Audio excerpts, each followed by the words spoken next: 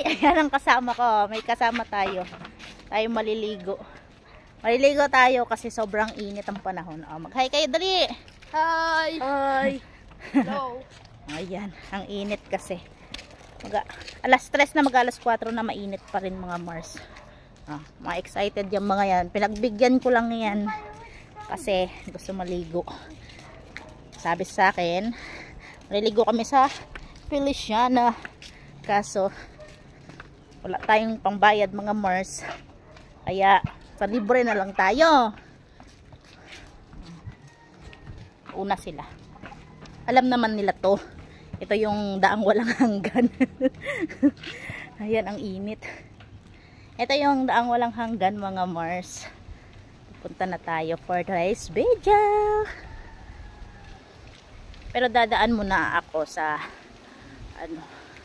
pananay namin. Kasi nagpaluto ako ng saging na saba na nilaga. Masarap kasi yun. Yun. Kasi nagtulog lang po ako gawa ng hindi nakatulog magdamag.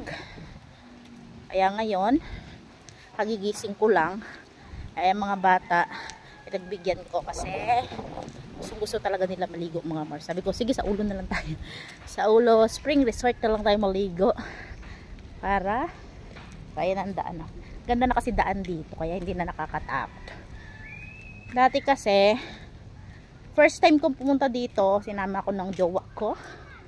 Apaka dito talahiban. Hindi ko pa alam kung saan susuot nun, pero ngayon okay na ang daan dito mga Mars. Diba? Init na init ako mga Mars. Punta tayo sa Ulo Spring Resort. Napuntahan ko na yan dati mga Mars.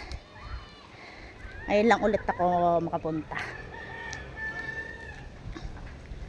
Andito na ako sa bahay ng aking kananay. Iniwanan ako ng mga anak ko mga Mars. O ayan. Maganda dito magbahay. Kasi kasi maaliwalas. Walang kasama. Ayan. Di ko alam kung maliligo din ako pero may dala din akong damit.